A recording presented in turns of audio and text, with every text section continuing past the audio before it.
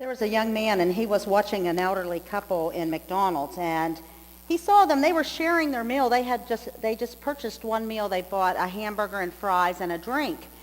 And he watched as the husband cut the hamburger in half and gave one half to his wife, and he kept that one half. And then he watched as he methodically gave one French fry to him and one French fry to his wife, and so they both had an even amount of French fries. And then they had an extra cup, he saw, and he took half the drink, and he poured half the drink in the other cup, and he gave that to his wife. And the young man, he felt really bad, because he really thought maybe they needed someone to buy a meal. So he went up and he offered them to buy a meal for them, and they said, "Oh no, we don't need you to buy a meal. We've been married 50 years, and we always will share everything 50-50.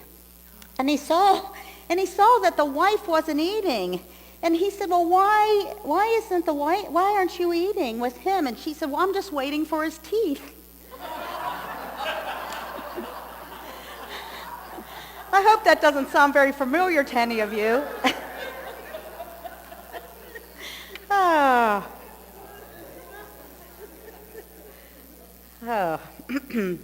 Today we're talking about Abraham, and when you think about Abraham, I think the story that it's one of the great stories, not the one that he goes to kill Isaac, but one of the great stories is he's 100 years old when he has a child. When you think about that, you think, "Oh my gosh, please Lord, not me," right? And but he waits a long time, and so God comes to him and he says to him, "You are going to have a child. I will give you many descendants." And he's 75 when God gives him that word, and it's been 3 chapters later, which is like 25 years, and he's starting to really, he's feeling bad. I mean, where's this child? How is this going to ever happen? How can I father a child at this age? And I've waited a long time. And God takes him out and says, "Look at these stars. I've created this.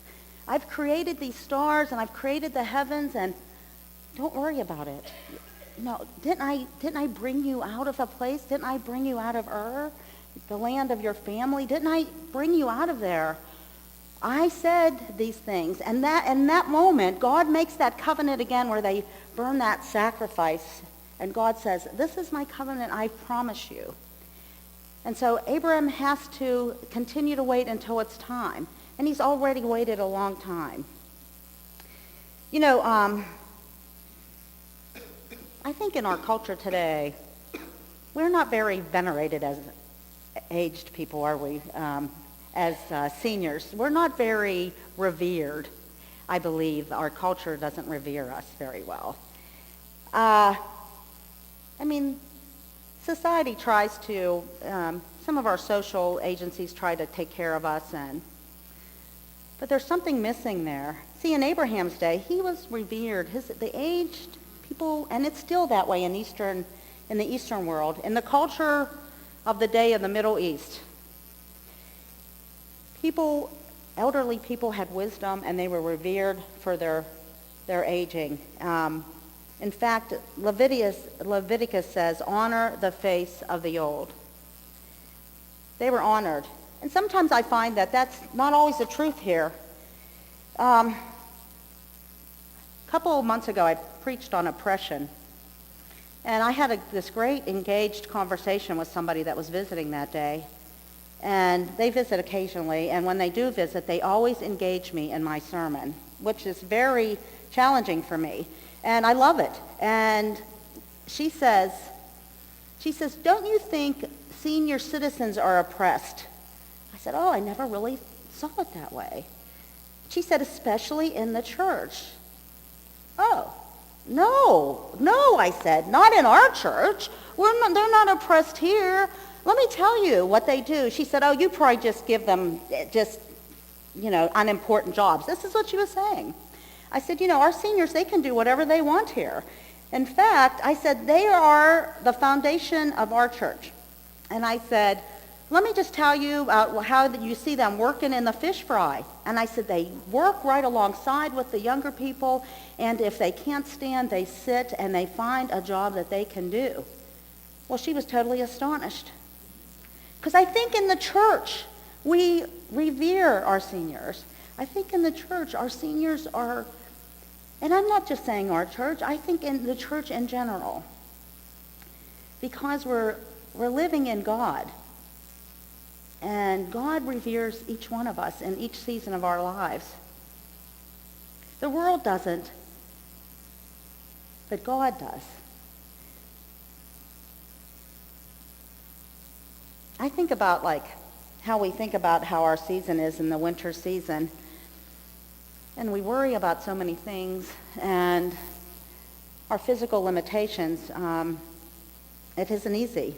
We're hooked up to walkers and canes and hearing aids and glasses and artificial knees and artificial hips and artificial shoulders. And, you name it. You name it. We're there.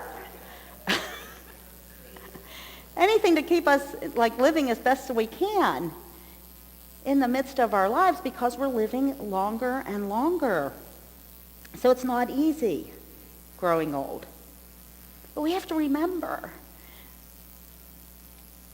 sometimes we think we're aging, and our winter season is that our life is over.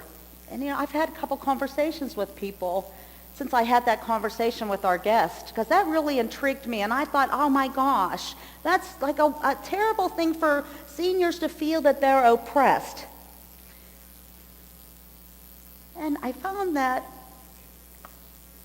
someone said to me, seniors are oppressed because they know their life is almost over. That was very sorrowful to me. I thought, I don't want anyone to live that way, because my life could be almost over today, right? I mean, I might go home and drop dead of a heart attack or have an accident on the way home.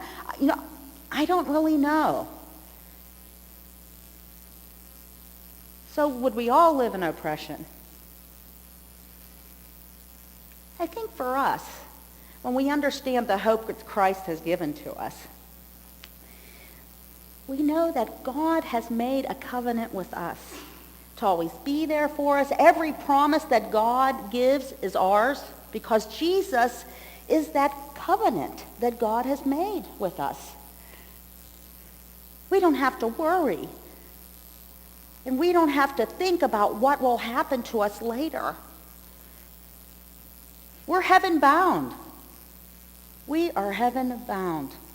And that's without a doubt at all. No worry, no doubts. God's work is done already through Jesus Christ. And so when we think about that, we can look at the stars and think, oh my gosh, my limitations aren't that great, Abraham's saying. I don't know if I can produce a baby. But God says, look at the stars. Look what I have done. I am your God who makes a covenant with you. So growing old is not easy. I'm not trying to undermine that. But I was thinking, getting up and down stairs, getting up and down out of chairs, picking things off the floor. It reminds me of a joke from George Burns. He says, when you're getting old, when you're getting old. When you stoop to tie your shoes and you wonder what else you can do when you're down there. George Burns. He would know, right? He would know. And how about our forgetfulness? Well, I just heard some really good news for you both. Okay, for all of you, both of us. It talked about forgetfulness, and this is a study that they just did in Notre Dame. I just read this in Reader's Digest. And it said, do you know how you go in and out of rooms and you go what was I doing here? What did I come in here for? Well, there's a reason for that, and it's not our old age. There's a reason. They say it's the doorway itself that's causing that. It's responsible for our lack of memory. I'm like, that's right. It said the psychologists at Notre Dame, and let me say this, have discovered that passing through the doorways triggers something, and it's called an event boundary in our mind. So it says whenever you leave one doorway, you leave that stuff behind and you take on new understanding of the new doorway. So if you're forgetting back there, it's because you're entering into another place and it has placed those things back here. Praise the Lord. Your brain files away the thoughts you had in the previous room and prepares a blank slate for the new place that you've entered into. I love that. And not because it excuses my forgetfulness, because I do find I have to write things down. Just imagine if every day was this. Okay, that you had this blank slate here, and you decided that today is going to be a day that I'm going to choose how I'm going to live. A blank slate. Isn't that great? Because God gives that to us. New mercies. Because so many of us, when we go through tragedy and we go through hard times and we have these physical limitations and everything hurts, I get that. I get that. Sometimes we have a tendency to turn bitter. Angry at something, angry at our situation, angry at the world. Why did this happen to me? Why am I like this? I don't want to be like this anymore. And God says, you have a blank slate. And that's not forgetting all the things that have been in your past. That's not that at all. It's saying we're going through a new doorway in our life. We continually go through new doorways in our life. Sometimes they are easy and sometimes they are difficult. But we have this opportunity to write on there something new, to give us a hope, to give us compassion, to give us a new way of understanding. So today I'm going to tell you, and I had the hardest time finding a blackboard, for heaven's sake. This is a wipe-off board. Talk about me. I'm getting old, right? I wanted a blackboard, and they were saying at Walmart, we don't have those. You don't. And I'm like, oh, there's like, we have this. And I thought, okay, that looks like a blackboard. And I asked a couple people in different stores, Myers, couldn't find anything. So here you go. I'm going to write a word on here. What we sometimes have to think. I have to think how to write this word every time I write it. Rhythm. In our winter grace, in any season of our life, we try to find a new rhythm, a new way of doing things. Gone is the old ways. Sometimes we just can't do it, right? When I was asking Maddie and Dylan, were they, can you imagine running around bases? Well, maybe Ann and Roger, but their time is coming. That sometimes you can't do the things that you did as a child and you lay them down, right? And sometimes you can't do those things as you did when you were in your 30s. You have to lay them down. You found a new rhythm.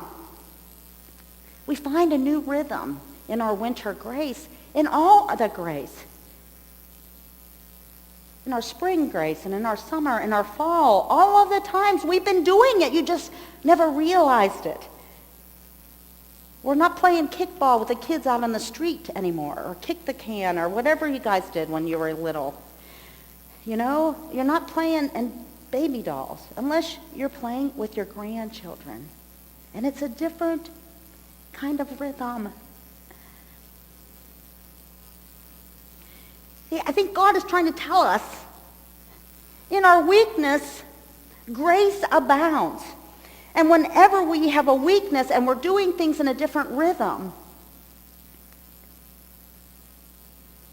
God's grace is more powerful. God's grace takes over because we can't. We never realized maybe that God's grace has always been the one.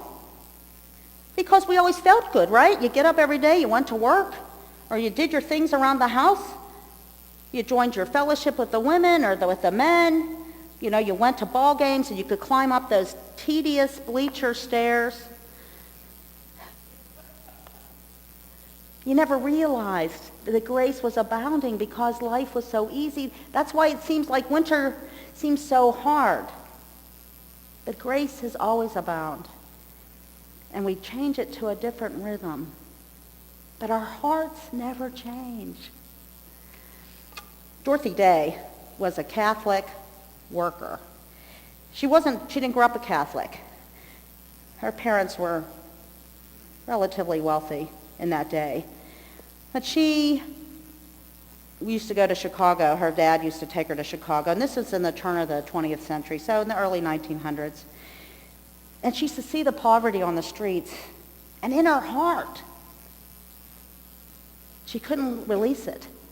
And as she grew older and she went from season to season in her life, her passion for helping the poor became greater and greater. And she knew she had a calling. And she went through periods of her life, seasons of her life, until God brought her to a place. And they say she's probably the greatest founder of the Catholic movement, the Catholic worker movement. And the Catholic worker movement brings awareness to the poverty in the world and the poverty in the United States. Dorothy Day did this her whole life. And the last time she spoke was she was 79 years old. And when they described the way she came in, and they said she was very frail, and she was wearing clothes that people would find in the Catholic missions, right out of a bin. And they said her weakness, her fragileness, made the grace that she spoke about so much more powerful. See, that's what I'm talking about. When you have limitations and God is working in you still, nobody sees those physicalities, those fragile places, as much as they see God in you. Dorothy Day, they said when she gave that, when she talked in that her speech, they said her compassion for the poor had not waned. In fact, it became greater. It became more intensified. Her eyes were aglow in the Spirit of Christ. And she had this great love in her heart. And even in that fragile state that she was, that she could barely walk, her message was so powerful.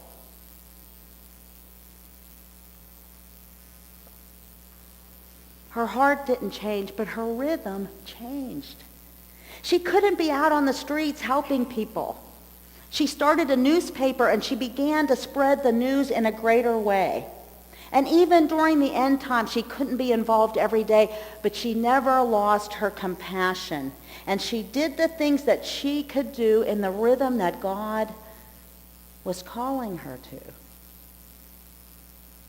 We don't lose what God gives to us. We never lose that. It just becomes intensified. See, Abraham waited and waited.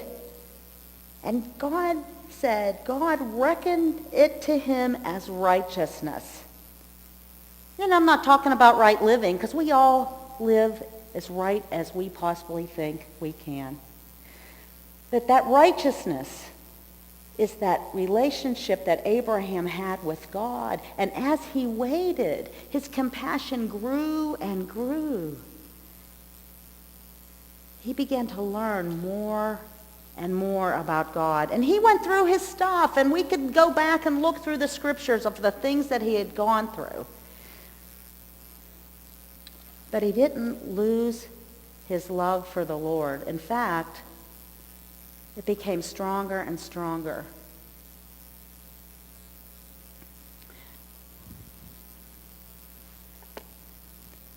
Because we never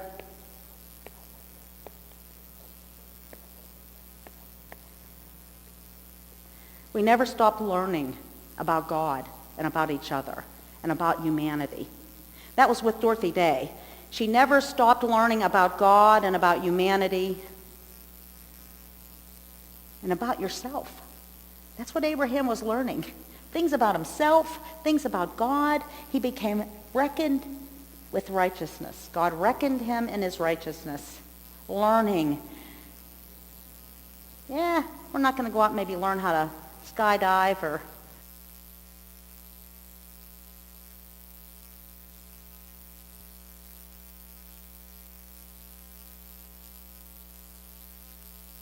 Hello? Okay. Anyways, God calls us to be new. We write on our board every day, I'm going to learn about you, God. That Thursday morning Bible study, they come and, they've studied. Okay. I love it. They've looked the scriptures over. They've got them written down. They've looked over the context of the study. We never stop learning about God in our prayer life and in our fellowship with other people and just in our Bible studies. We never stop learning. God wants us to know. And we never stop learning new things to do. I don't want to skydive anymore, but I want to learn a new language. And that seems difficult to me right there. But that has nothing to do with my physical limitations. We learn and embrace. Spanish artist de Goya, he was somebody that understood that. In his physical limitations, he suffered plenty of disease, and he was not able to do a lot of things, but he continually painted. And what happened was, he drew this one picture of himself, and it was this wrinkled face. And it said, I am still learning. And what he found he learned was, as he became older, he became more bold in his understanding of humanity. He became less timid, and he became with fresh insight. That's how he began to learn more about God. And his paintings changed. He began to paint things that were uncomfortable for society to see. Atrocities of war and rebellion and oppression. See, when we start to learn, when we continue learning and we don't give up, God gives us this freedom to be who we are and what we want to do. For de Goya, he felt like he understood God in such a greater way that he became less fearful of speaking out on his canvas of what God was saying to the people. Goya was not afraid to paint his heart because he continued to understand and have compassion. In his suffering and in his weakness, God sent a message. And the message was so much greater than it ever had been. When we do things in weakness, it reminds us of Christ, where God sent a message to us in Christ's weakness. And Christ suffered and had pain, carrying the cross, being beaten, and then nailed upon there. In his weakness, a message was sent to us. It was so grand of a message that we carry it forever. And it encourages our hearts. In our weakness, courage comes. And when we write on the board, it's because of Christ that we have new possibilities. Because Christ showed God's grace in his weakness. And we have these new possibilities for doing different kind of service. And when my grandmother made pancakes where she could no longer go to church, she could still make pancakes. And some of those things might not seem important to you as the most important things that you ever did. Because our culture is so driven by success that we see our works of our hands as a way of making means or giving something that's so evident, making something in a factory, making a cabinet, or fixing cars, typing. Some of us can't even do that. But there's ways. And I have one more story to tell you. there was a pastor was talking about his grandmother, and they put her in an assisted living place. She had to go and live there, and she was grateful for that. And she believed she always had a full life. And this is a true story. She always believed she always had a full life. And she knew that this would be a new place for God to work in her life. And so her blank slate changed. So she went into the assisted living with an open mind and an open heart, looking and expecting for God to do something. And so when she got there, she was making friends with the people, and she saw a woman that was always at the meals, and she never talked. She never would speak to anyone. And she tried to talk to her, and she wouldn't speak, and she kept trying. And the people at the home said, "Don't talk to her. She never talks. She never talks." She said, but I love a good challenge, she says. And she knew that was a place where she wanted to be. And every day she would talk to her, and the woman finally said, "I don't talk."